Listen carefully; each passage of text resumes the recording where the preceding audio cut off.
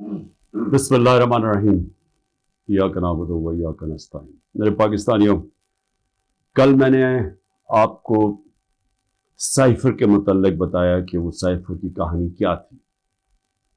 میں نے کل بھی اپنی قوم کے سامنے یہ رکھا کہ یہ بجائے ایف آئی اے اس کی انکوائری کرے، اس کی سپریم کورٹ کے چیف جسٹس کو اپنے نیچے ایک پینل بنانا چاہیے اور تب انکوائری کرنی چاہیے۔ اور وہ میں یہ کیوں کہہ رہا ہوں؟ ایف آئی اے کی انکوائری کیسے ہوگی، کیسے اس کی کوئی کریڈیبلٹی ہوگی، جبکہ جس میں ملوث، اور یہ ثابت ہوگا جب بھی ایک صحیح انکوائری ہوگی، اس میں ثابت ہوگا کہ جنرل باجوہ کے علاوہ یہ شہباز شریف، آصف زرداری، یہ سب ملوث تھے اس میں۔ کیونکہ جب ہم نے ان کو کہا، اپوزیشن پارٹیز، اس وقت ہم نے کہا دیکھ تو لیں سائفر کو، تاکہ آپ کو پتا تو چلے کہ ایک ملک کی توہین کی جا رہی ہے۔ یہ عمران خان کی توہین نہیں ہے، یہ ملک کی توہین ہے، تو آپ دیکھ تو لیں۔ ایک دم صاف انکار کر دیا۔ تو اس سے واضح ہو جانا چاہیے کہ اتنا خوف کیا تھا دیکھنے کے لیے، کیونکہ ان کو پہلے ہی پتا تھا کیا ہو رہا ہے۔ اس سے بڑے پہلے یہ ملاقاتیں کر رہے تھے جا کے ایمبیسی لوگوں کے ساتھ۔ اچھا جی، اب میں یہ اس لیے کہہ رہا ہوں کہ یہ سائفر کی اندر تحقیقات ضروری ہیں، کیونکہ ایک آئی ایم ایف نے رپورٹ شائع کی ہے 2018 سے اور 2023 کے بیچ میں، انہوں نے ایک رپورٹ دی ہے۔ یہ میں ضرور چاہتا ہوں کہ یہ آپ جو آپ میں سے سمجھتے ہیں تھوڑی بہت بھی معیشت کو، وہ اس کو ضرور دیکھیں، کیونکہ میں جب کہتا ہوں کہ ملک کا انہوں نے بیڑا غرق کر کے رکھ دیا ہے، وہ گورنمنٹ جو زبردست پرفارمنس دے رہی تھی، جو ہم نے اپنے جتنے بھی ٹارگٹ سیٹ کیے تھے، ہم نے آخری سال سب ٹارگٹ سے آگے نکل گئے۔ ٹیکس کلیکشن سب سے زیادہ ہم نے اپنے ٹارگٹ سے اوپر چلے گئے، ایکسپورٹ ٹارگٹ اوپر زیادہ ملا، ریمیٹنسز جو باہر سے ڈالرز آتے ہیں وہ زیادہ ہوئے جو ہمارے ٹارگٹس تھے۔ آپ سارے ٹارگٹس جو ہم نے اپنے آپ کو سیٹ کیے تھے اس سے آگے نکل گئے۔ تو اس وقت یہ گورنمنٹ گرائی گئی۔ تو میں اگر یہ کہتا تھا تو مخالف یہ پی ڈی ایم والے کہتے تھے کہ جی یہ تو، اور دوسرے اپنے بتا دیتے کہ جی نہیں، تو ہمیں تو بارودی سرنگیں ملی اور ہمیں یہ ہو گیا۔ لیکن اب آئی ایم ایف کی رپورٹ آئی، اس سے پہلے بھی ضرور اکنامک سروے آف پاکستان پڑھ لیں، جو ان کے دور میں پچھلے مئی میں شائع ہوا تھا، ان کے دور میں ہوا تھا، جو ابھی بھی شائع ہوا، ذرا اسے ضرور اس سے بھی دیکھ لیں۔ وہ کیا چیز سامنے آتی ہے کہ جب ایک سازش کے تحت جنرل باجوہ نے ایک سٹنگ گورنمنٹ کو گرایا، تو اس قوم کو کتنی تکلیف اٹھانی پڑی اور اٹھا رہی ہے تکلیف۔ اس میں آئی ایم ایف کی رپورٹ میں یہ واضح ہو جاتا ہے کہ جو ہمیں حکومت ملی تھی 2018 میں، ایک بینکرپٹ حکومت ملی تھی، سب سے بڑا کرنٹ اکاؤنٹ ڈیفیسٹ تھا، جسے کہتے ہیں بیرونی خسارہ سب سے زیادہ تھا 2018 میں۔ اس حکومت کو جب حکومت ملی تو جو ہم نے اصلاحات کی اور مشکل فیصلے کیے، اس کی وجہ سے ملک صرف یہی نہیں کہ اس بحران سے نکل گیا، بلکہ کرونا، آئی ایم ایف بھی اب کہتا ہے کہ جو کرونا کا جس طرح ہم نے اس کا سامنا کیا، اتنے بڑے چیلنج کا، ایک وبا جو ایک صدی میں ایک دفعہ آتی ہے، اس کا جس طرح ہم نے چیلنج کیا، وہ تعریف کرتے ہیں اس کی، کہ جس طرح ہم نے ملک کو ایک کرائسس سے نکالا۔ اور پھر وہ یہ بھی کہتے ہیں کہ ہمیں مسئلے کیا ہے، جس کو کہتے ہیں کموڈٹی سپر سائیکل۔ تیل کی قیمتیں اونچی چلی گئیں، کرونا کے بعد ایک ساری انرجی کی قیمتیں اوپر چلی گئی، ساری دنیا میں چلی گئی، تو اس کا ہمیں ایک دم جو ہم صحیح طرح جا رہے تھے اس کا ہمیں پریشر آیا۔ پریشر کیا آیا کہ ایک دم ہمارے جو ڈالرز ہیں وہ زیادہ باہر جانے پڑے، کیونکہ ہماری جو امپورٹس تھی وہ بڑھ گئی، تو جو ہم بیلنس کر رہے تھے اپنی اکانومی، اس میں مشکل آئے۔ اور ہم نے کیا کیا، ہم نے اپنے لوگوں کو مہنگائی سے بچانے کے لیے، کیونکہ تیل کی قیمت بہت اوپر چلی گئی تھی، ساتھ پھر یوکرین کی جنگ کا جیسی خطرہ شروع ہوا تو تیل اوپر جانا شروع ہو گیا، تو ہم نے تیل کی قیمت نیچے رکھی، پٹرول اور ڈیزل کی قیمت نیچے رکھی، تو اس کا وہ کہتے ہیں کہ ہاں انہوں نے سبسڈی زیادہ دے دی اپنے لوگوں کو بچانے کے لیے مہنگائی سے، لیکن انہوں نے ساتھ ساتھ یہ بھی تعریف کی کہ ہم نے جو قدم اٹھائے اس نے اکانومی کو سنبھال لیا تھا۔ ہم کیا امید رکھ رہے تھے کہ جو روس سے ہم نے طے کی تھی، جو صدر پوٹن سے میں ملا تھا، ہم نے ان سے جس طرح ہندوستان سستا تیل لے رہا تھا، ہم نے بھی ان سے لینا تھا۔ اور میٹنگ کے بعد صدر پوٹن نے اپنا انرجی منسٹر بھیج دیا تھا، حماد اظہر جو ہمارے پیٹرولیم منسٹر تھے، ان سے ملاقات ہو گئی تھی۔ بدقسمتی سے اس وقت حکومت کرائی گئی، اور یہ کہہ رہے ہیں آئی ایم ایف اپنی رپورٹ میں کہتا ہے کہ اس سے پولیٹیکل ڈی اسٹیبلائزیشن سے اکانومی ڈی اسٹیبلائز ہوگی، یعنی جو ہماری معیشت تھی وہ ڈی اسٹیبلائز کا مطلب کہ وہ ایک دم مارکیٹ جو تھی اس کے اندر ایک دم انسرٹنٹی آ گئی۔ جب مارکیٹ کی انسرٹنٹی کا مطلب کہ جب جو ٹریڈرز ہوتے ہیں، جو مارکیٹ ہوتی ہے، اس کو جب یقین نہیں ہوتا کہ اب کیا ہوگا، تو یہی میں نے جنرل باجوہ کو میں نے بھی بتایا اور شوکت ترین فائنانس منسٹر کو بھیجا، ان کو بھی کہا کہ ان کو بتاؤ کہ اس وقت نہ ڈی اسٹیبلائز کرنا، ان سے سنبھالی نہیں جائے گی۔ اور وہی آئی ایم ایف لگتا ہے کہ ان سے سنبھالی نہیں گئی، ان کو سٹیپس نہیں تھے، انہوں نے غلط پالیسیز بنائی، ان کی پالیسی سے اور زیادہ معاشی حالات بگڑتے گئے۔ اور وہی آئی ایم ایف لکھتا ہے کہ پاکستان کے لیے پچھلے 14 مہینے بڑے تکلیف دہ گزرے۔ تو یہ تو میں کہہ رہا تھا تب سے، اور یہ میں بڑی دیر سے لگا ہوا تھا کہنے کہ یہ جو بھی یہ رجیم چینج کیا، جو سازش کی گئی، اس کی قیمت پاکستانی قوم نے اٹھائی، تکلیف تو اب لوگوں کو ہو رہی ہے۔ جب ہمیں انہوں نے ہٹایا تھا تو مہنگائی 12.4% تھی، جس کے اوپر شور مچ گیا، مہنگائی مارچ ہو گئی، ہر قسم کا میڈیا کے اوپر شور، پبلک میں وہ میڈیا والے جو باقاعدہ عوام میں نکلتے تھے، جی چیزیں بڑی مہنگی ہو گئی، دنیا میں چیزیں مہنگی ہو گئی تھی، انٹرنیشنل کموڈیٹی سپر سائیکل تھا، دنیا میں انرجی کی قیمتیں اوپر چلے گئی، مہنگائی دنیا میں آ گئی۔ 1970 کے بعد دنیا میں سب سے زیادہ مہنگائی آئی کرونا کی وجہ سے، اس کے باوجود 12.4% پہ ہماری مہنگائی تھی، اور پچھلے مہینے 38% پہ پہنچ گئی تھی مہنگائی، اب تھوڑی کم ہوئی ہے۔ اور مہنگائی کم ہونی چاہیے اس لیے کہ دنیا میں تیل کی قیمت اور انرجی کی قیمت نیچے آ گئی ہے، کموڈیٹیز دنیا کے اندر 35% ان کی قیمت نیچے آ چکی ہے جب ہماری حکومت تھی۔ تو سوال اب یہ ہے کہ کیا کوئی ایسی انکوائری ہوگی اس ملک میں کہ یہ سائفر کا جو ایک سائفر کے ارد گرد جو سازش تھی، پتہ تو چلے، مجھے تو پتہ ہے کون اس میں تھے، لیکن انڈیپینڈنٹ انکوائری ہونی چاہیے، اور اس انکوائری میں پتہ چلے کہ کون کون کردار تھے جنہوں نے اس قوم کے اوپر اتنا بڑا عذاب لے کے آئے ہیں، اور اب مزید آگے اس عذاب سے نکلنے کے لیے اور کتنی تکلیف اٹھانی پڑے گی اس قوم کو۔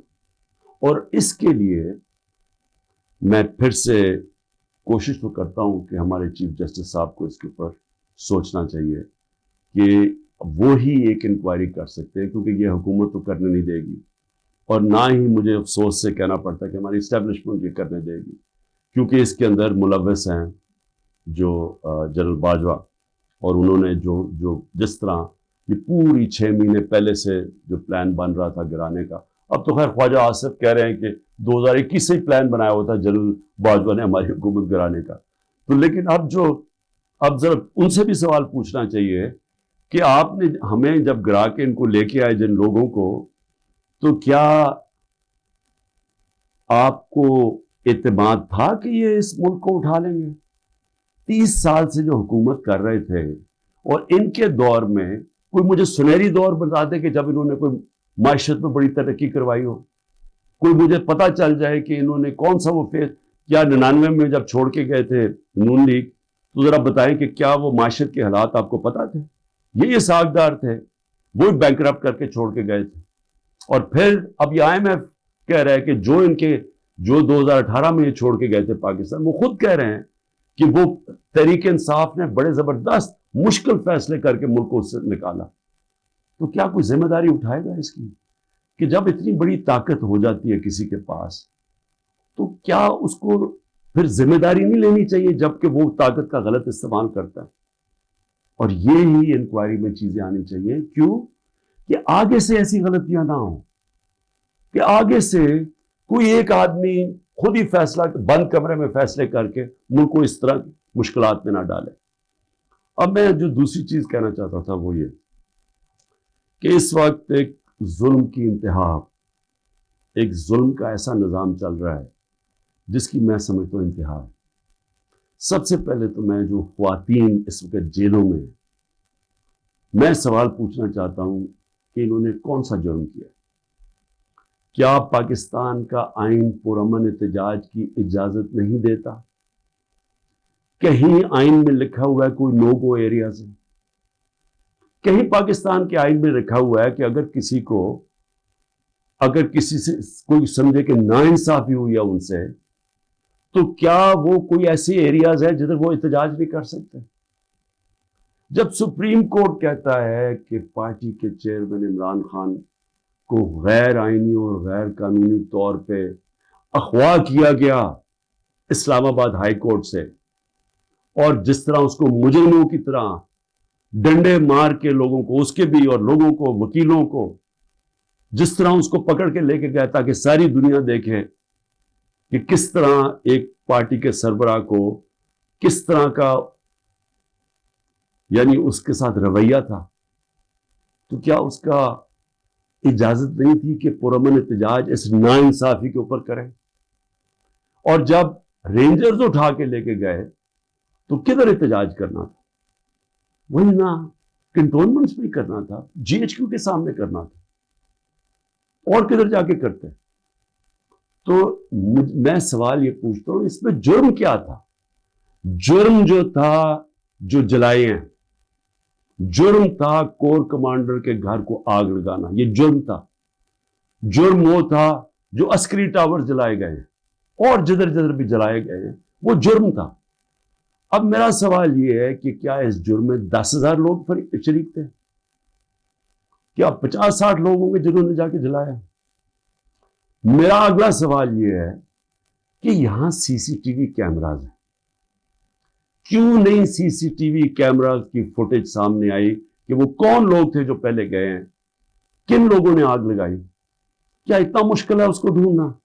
یا سیف سٹی کے کیمراز ہیں، کیا سیف سٹی کے کیمراز نہیں بتا سکتے ہمیں کہ وہ کون لوگ تھے؟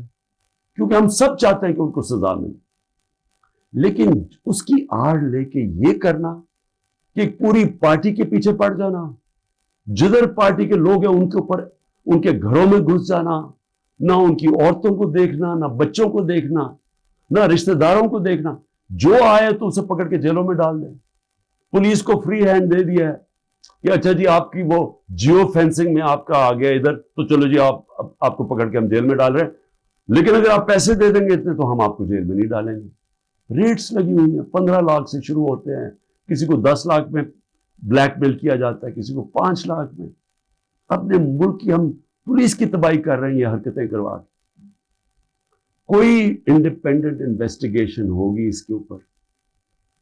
کیا عسکری ٹاورز کے اندر نہیں ہم بتا سکتے؟ ایک انڈیپینڈنٹ صحافی کی پوری سٹیٹمنٹ آئی ہوئی ہے کہ وہاں کیا ہوا، اس میں پی ٹی آئی والے نہیں تھے عسکری ٹاور. ایک پتہ چلے کہ ریڈیو پاکستان پشاور کس نے جلایا تھا، اس کے اوپر کوئی انویسٹیگیشن ہونی چاہیے. کیوں نہیں ہوئی ابھی تک؟ میرا سوال یہ ہے کہ کیوں نہیں ابھی تک آئی جی پنجاب اس سے کیوں نہیں پوچھا گیا کہ کیوں پولیس وہاں نہیں پہنچائی کور کمانڈر ہاؤس؟ کیوں اس سے نہیں پوچھا جا رہا؟ جب یہ ہوا تھا امریکہ کے اندر کیپٹل ہل، ان کی پارلیمنٹ کے اوپر جب ڈونلڈ ٹرمپ کے لوگوں نے ہلا بولا تھا تو سب سے پہلے پولیس چیف کی خبر لی گئی تھی. اور مجھے یہ پھر سے میں پوچھنا چاہتا ہوں کہ یہ جو عورتوں کو پکڑا ہوا ہے، ہماری اسٹوڈنٹس پکڑے ہوئے ہیں، لوگوں کو جیلوں میں ڈالا ہوا ہے، برے حالات میں رہ رہے ہیں، جو خبریں آ رہی ہیں باہر، کیا کیا ان سے ہوا ہے، وہاں کتوں سے تشدد ہوا ہے، ان سے اپروور بنانے کے لیے کیا کیا ان کے اوپر ہر قسم کا ظلم کیا گیا. کہ یا کہہ دو کہ عمران خان نے کہا تھا وہاں جا کے تو فائلیں جلا دینا کور کمانڈر ہاؤس میں، कोरकोबांड हाउस को भी आग, फाइलें जला देना। एक ये किसी की 164 का बयान आए, इसमें कोई अकल है कि क्या फाइलें पड़ी हुई कोरकोबांड हाउस? आज तक मुझे एक स्टेटमेंट बता दें कि इमरान खान ने अपनी सारी जिंदगी कभी कहा है कि तशद्दुद करो, इंतशार करो, लोगों को मारो, जला दो? एक मेरी स्टेटमेंट बताएं 27 साल में। 126 दिन का धरना था, पाकिस्तान की तारीख का सबसे ज्यादा प्रोटेस्ट था, लंबा। बताएं उसके अंदर कुछ किया, तोड़ फोड़ की, कुछ जलाया?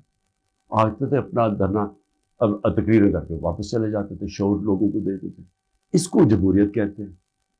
मुझे ये बताएं कि यहां ये कहा गया है कि जी आप कैंटोनमेंट में थे और आपको जेल में डाल दिया। मुझे ये बताएं कि जो सबसे मुकद्दस जगह बरतानिया में है वो है प्राइम मिनिस्टर का घर, 10 डाउनिंग स्ट्रीट।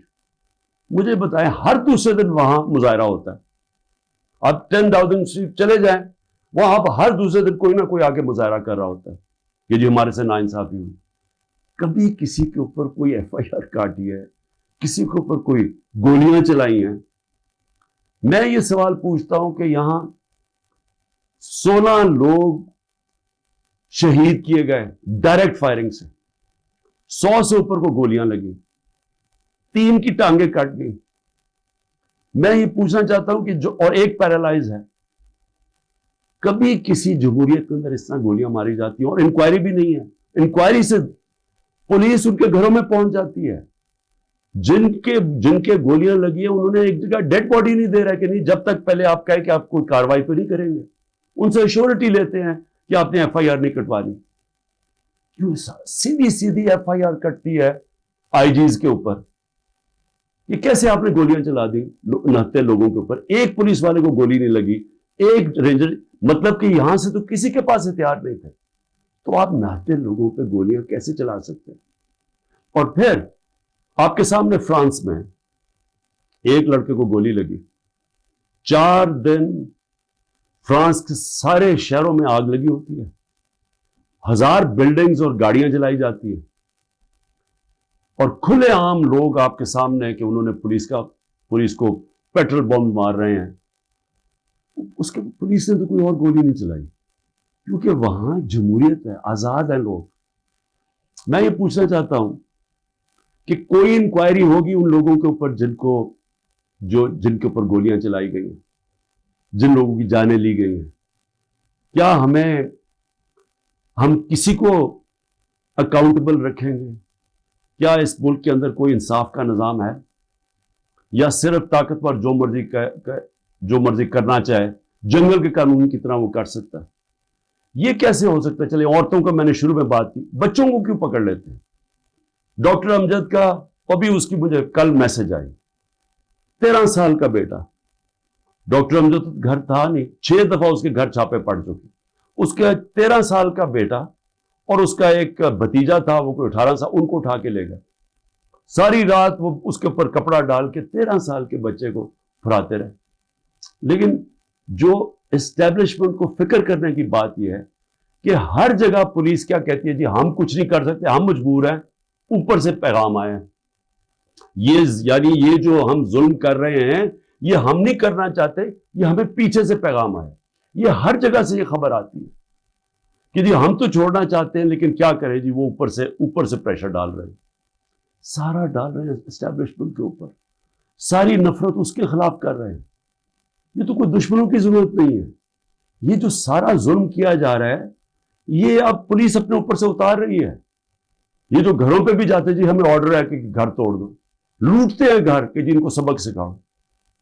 बच्चों को पकड़ना, औरतों को पकड़ना, और ये हाल है कि ज़मान पाक में अब ये हाल है। जरा मैं आखिरी बात कर रहा हूं। ज़मान पाक में क्या होता है, या एक नाई आता है हर थोड़ी देर के बाद, गार्ड्स भी हैं या काम करने वाले, वो एक दफा आता है, उन सबके बाल काट देता है। वो 3-3.5 घंटे के लिए, 4 घंटे तक वो बैठ के बाल काट देते। वो नाई ना आए यहां, सारे पूछे किधर चला गया वो नाई। उसको जब भेजा आदमी के, जी पता तो चला, तुम आए क्यों रहे? उसने हाथ ऐसे पकड़ लिया, कहते जी मेरे पुलिस पहुंच गई और पुलिस ने कहा कि तुम 3.5 घंटे ज़मान पार्क में क्या कर रहे थे? اس نے ہاتھ چھوڑ لیا کہ جی میں نہیں آ سکتا. تو یعنی یہ حالات ہے کہ زبان پاک میں آنا جرم ہو گیا. یہ کدھر پہنچ گئے ہم؟ یہ ایک پولیٹیکل پارٹی ہے. عمران خان ایک پولیٹیشین ہے, ایک غدار نہیں ہے. اس کا جینا مرنا اس ملک میں ہے. جو لوگ آج اوپر بٹھائے ہوئے ہیں, میں انشاءاللہ کل پورا توشہ خانہ کا بتاؤں گا, کیونکہ اس پہ جلدی شروع میں جس طرح بتایا کوشش کر رہی ہے کہ کسی طرح اس کو ڈسکوالیفائی کریں یا جیل میں ڈالیں. یہ سائفر آ گیا, توشہ خانہ آ گیا, یہ باقی سارے جو 180 کیسز ہیں. لیکن وہ جو لوگ اوپر بٹھائے ہوئے ہیں, کوئی دیکھا ہے ان لوگوں کا کون ہے وہ؟ یہ اس کی قوم کے بڑے بڑے مجرم ہیں. وہ لوگ ہیں جو 30 سال سے جرم کر رہے ہیں, جن کے اوپر اتنی فائلیں ہیں ان کی چوریوں کے اوپر. تو میں کل ان کا بھی ذرا آپ کو بتاؤں گا کہ ان کے توشہ خانہ میں, کیونکہ مجھے تو پہلی دفعہ پتہ چلا ہے, میں نے توشہ خانہ کا ریکارڈ جو لاہور ہائی کورٹ نے ملایا, میں نے پہلی دفعہ ریکارڈ دیکھا ہے, تو اس میں تو بڑے انکشاف ہوئے ہیں. تو میں انشاءاللہ کل آپ سے بات کروں گا. لیکن میں صرف آخر میں یہ کہنا چاہتا ہوں, اس ملک کو تباہ نہ کریں. جب ایک قوم میں اچھے برے کی تمیز ختم ہوتی ہے, قوم تباہ ہو جاتی ہے. پہلے اخلاقی طور پہ مرتی ہے قوم, پھر معاشی طور پہ مرتی ہے. سارے جو دنیا کی بڑی بڑی ریاستیں تھیں, رومن ایمپائر, مسلمانوں کا مغل ایمپائر, یہ جو عثمانیہ سلطنت, یہ ساری ختم ہونے سے پہلے ان کے اندر اخلاقی طور پہ یہ قومیں مری تھی. اس کے بعد یہ ختم ہوئے تھے, ملک ٹوٹے تھے. دیکھیں, لوگوں سے زبردستی بیان لینا, 164 کا بیان لے کے ان کو رکھ کے ان کو بلیک میل کرنا, ان کے بچوں سے بلیک میل کرنا, فائلوں سے بلیک میل کرنا, یہ ہم جھوٹ کو سچ کراتے کراتے ہم کیا دیکھ رہے ہیں کہ یہ ملک کو کتنا بڑا نقصان ہو رہا ہے. اور مجھے صرف یہ فکر پڑی ہوئی, سب چیز کے لیے میں تیار ہوں. میں بار بار, مجھے پتا ہے کہ انہوں نے پوری کوشش کرنی ہے کہ کیئر ٹیکر آنے سے پہلے اس کو جیل میں ڈالیں, میں اس کے لیے تیار ہوں. لیکن کیا ملک کا ہم سوچ رہے ہیں؟ وہ نہیں سوچ رہے جن کے سارے ڈالرز باہر پڑے ہوئے ہیں. سوچ ہمیں, ہماری طرح کے لوگوں کو سوچنا چاہیے جن کا جینا مرنا پاکستان میں. پاکستان زندہ باد.